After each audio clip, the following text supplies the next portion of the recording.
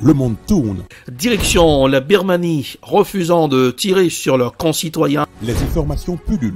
Tout de suite, voici les informations. C'est le moment d'ouvrir la page internationale avec Erlichi Dorelas depuis Boston, Massachusetts.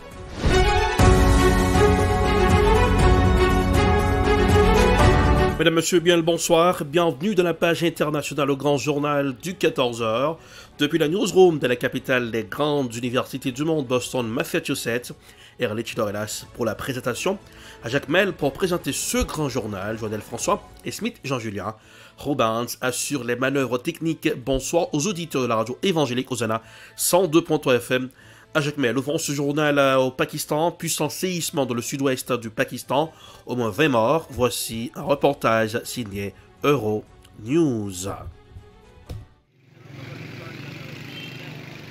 Un puissant séisme meurtrier a frappé une région reculée du sud-ouest du Pakistan ce jeudi matin. Au moins 20 personnes ont été tuées et des dizaines d'autres blessées. De nombreuses victimes ont été prises au piège dans leur sommeil par l'effondrement de leur maison. Les habitants du district montagneux d'Arnaï, qui était le plus touché, restent sous le choc.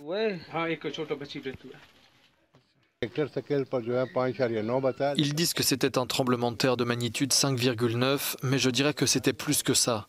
Beaucoup de pertes humaines, des dégâts matériels. La mosquée principale de la ville a également été gravement endommagée. Tout le monde, y compris les femmes et les enfants, courait partout. Nous avions peur et nous ne savions pas quoi faire. Plus tard, les ambulances sont arrivées et elles ont emmené les blessés à l'hôpital. Le tremblement de terre a également provoqué des glissements de terrain qui ont bloqué des routes et entravé les opérations de secours. Des hélicoptères de l'armée ont été dépêchés sur place. Prison russe, un lanceur d'alerte dénonce un système de viol organisé. Une pitoyable répression a visé depuis 2020 des prisonniers accusés d'une mutinerie dans ce pénitencier de Sibérie. Viol, torture, humiliation sont des pratiques loin d'être isolées dans l'univers carcéral russe, selon des témoignages d'anciens détenus rassemblés par l'AFP. Voici un reportage signé France 24. Cette nuit d'avril 2020, un incendie consume le centre pénitentiaire d'Angarsk en Sibérie. Une révolte de détenus qui accuse les gardiens de les maltraiter. Les représailles ont marqué à jamais les prisonniers rebelles. J'ai avoué avoir cassé 2 caméras pendant la mutinerie. Je l'ai dit immédiatement au personnel. Les employés avaient tout vu, je l'ai fait devant eux. Je n'ai jamais essayé de le nier. Pour avoir cassé 2 caméras, ils m'ont violé, ils m'ont tabassé. Ma santé a été gravement endommagée, je m'en suis toujours pas remis. Comme Alexei, de nombreux mutins affirment avoir été torturés pendant des mois par d'autres détenus qui agissaient sur ordre des gardiens. Un fonctionnement répandu dans les prisons russes, connu sous le nom de cellules de pression. Actuellement, il y a ce genre de cellules de pression dans un certain nombre de régions en Russie. Les gardiens de prison pensent que c'est le moyen le plus efficace d'obtenir des aveux des détenus, de gérer la population carcérale. Mardi, un lanceur d'alerte a révélé 1 millier de vidéos qui prouvent l'ampleur des maltraitances dans les lieux de détention russes. Ces derniers mois, plusieurs enquêtes ont été ouvertes concernant les tortures en milieu carcéral et certains responsables de l'administration pénitentiaire ont été limogés. Une avancée que les ONG russes de défense des droits de l'homme relativisent. Les enquêtes ne concerneraient qu'un faible nombre de victimes et viseraient principalement les exécutants plutôt que les donneurs d'ordre. Direction le Burkina Faso, Compaoré boude le procès sur la mort de Thomas Sankara. Voici un reportage signé Africa News. L'ancien président burkinabé Blaise Compaoré et ses avocats ne prendront pas part au procès de l'assassinat de Thomas Sankara qui s'ouvre lundi prochain à Ouagadougou. Blaise Compaoré devait en principe se présenter devant le tribunal militaire, une juridiction que ses avocats remettent en cause.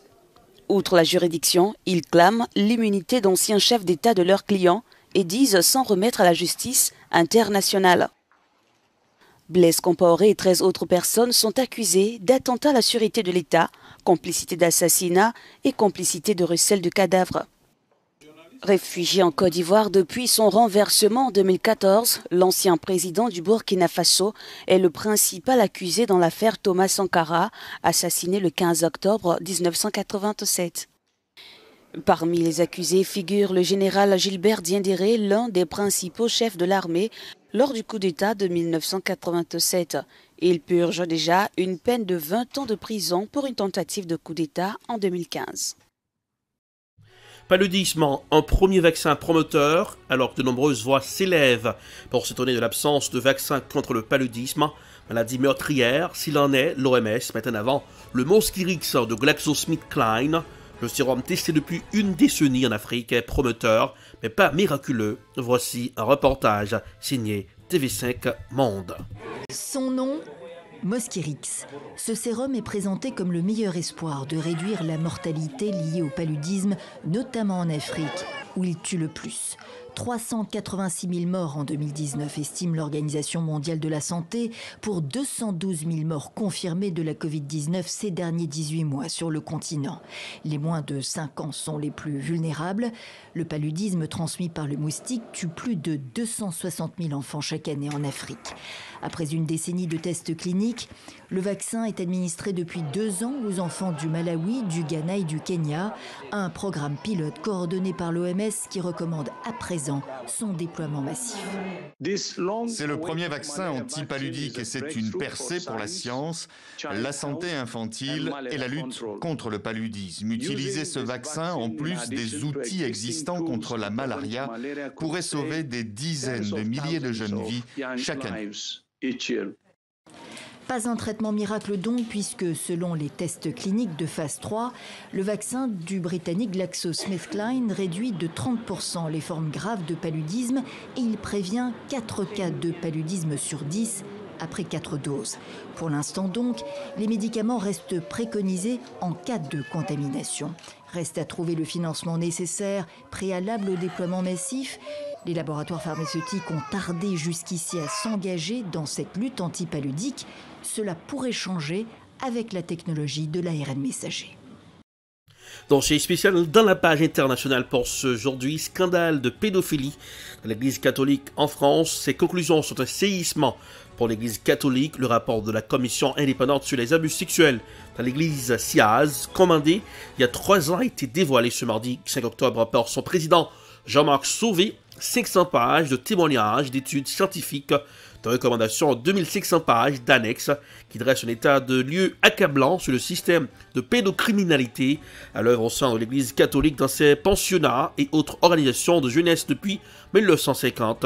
Voici un dossier spécial de la 5 à l'émission C'est dans l'air. C'est un rapport accablant révélé hier. Une enquête de 3000 pages sur les violences sexuelles dans l'Église. Conclusion, des chiffres chocs. 3300 victimes mineures, jusqu'à 3200 agresseurs depuis 1950. Et des mots glaçants. Agression sexuelle, viol ou indifférence complète et cruelle de l'Église. Le président de cette commission indépendante, Jean-Marc Sauvé, pointe la responsabilité d'un système. Les défaillances sont à la fois incontestables et graves. Certes, on ne mesurait pas, dans les années 50, 60, 70, la gravité des conséquences des agressions sexuelles. Les victimes sont les grandes absentes. En réalité, quand l'Église sait, elle s'occupe des prêtres, elle essaye de s'occuper des prêtres, et elle ignore complètement les victimes. Cela fait pourtant plusieurs années que des victimes brisent le silence. Pierre-Emmanuel Germaintil a été agressé par le père Prénat, un prêtre pédophile, ancien responsable des scouts à Lyon. Quand il abusait d'un enfant, on va prendre l'exemple des scouts le samedi après-midi, il vous chope et puis il vous rejette dans la fosse. Vous avez honte, vous êtes au milieu de tous les autres gamins, comment vous voulez parler? Le curé agresseur sexuel aurait abusé de centaines d'enfants pendant 20 ans. Sa hiérarchie dans l'église était au courant de ces agressions, mais n'a rien fait selon Pierre-Emmanuel. Moi j'en veux plus à ces gens-là qui ne sont pas des agresseurs sexuels, qui ne sont pas des gens malades, qui sont même des gens avec des niveaux de diplôme énormes, avec des cultures énormes, qui vous font la morale tous les jours et qui se permettent de cacher, de ne rien dire au tribunal, de vous dire « Ah ben j'ai entendu des rumeurs, 1 fois, 2 fois, 10 fois, 15 fois, 20 fois, le prêtre m'a avoué, c'est pas grave, 3 ans après je le promue doyen. » Faut être complètement irresponsable quoi.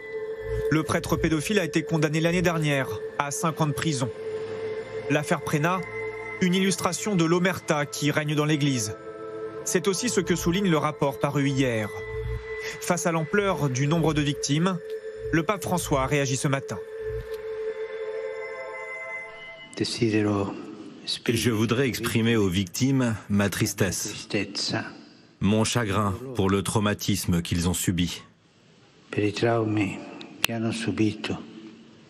Et aussi ma honte, notre honte, ma honte, pour la trop longue incapacité de l'Église à les mettre au centre de ses préoccupations. Mais la demande de pardon de l'Église ne suffit plus. Le rapport fait 45 propositions. Parmi elles, l'indemnisation des victimes. Une nécessité pour être reconnue selon les associations. Vous devez payer pour tous ces crimes. Depuis quelques mois, l'Église de France tente de réunir de l'argent et fait appel à ses fidèles pour financer un fonds d'indemnisation. Mais pour la Commission, ce ne sont pas aux catholiques de payer pour les victimes. Reste à trouver une solution, peut-être en vendant de l'immobilier. Une grande partie de notre patrimoine, ce sont des bâtiments d'usage. Ce sont des églises qu'on peut peut-être imaginer dont on peut imaginer de vendre quelques-unes, mais dont la plupart ne sont pas vendables. D'abord, dont la plupart ne sont pas vendables et n'ont pas d'intérêt architectural particulier. Donc c'est pas absolument une solution. Le rapport préconise la création d'un organe indépendant pour gérer l'indemnisation. Il est aujourd'hui difficile d'évaluer le montant à verser à ces centaines de milliers de victimes. C'est la fin de la page internationale au grand journal du 14h pour aujourd'hui. Présentation Erlich Dorelas, production Ed Prod, réalisation télé Beltor pour le compte de la radio évangélique Hosanna, 102.3 FM à Jacmel. Nous avons du soleil aujourd'hui dans la capitale des grandes universités du monde, Boston, Massachusetts. Température 73 degrés Fahrenheit, ça fait du bien. À 23 degrés Celsius. À Jacmel, 89 degrés Fahrenheit, 32 degrés Celsius. Bonsoir Joannel, bonsoir Robans, bonsoir Smith, Jean-Julien. Bonsoir aux auditeurs de la radio évangélique Hosanna 102.3 FM à Jacmel. Passez un excellent jeudi en compagnie de la radio. Rendez-vous c'est pour demain et gardez le sourire, car le sourire, ça rajeunit le visage. Bonsoir, à demain. C'était la page internationale avec Erlich Dorelas.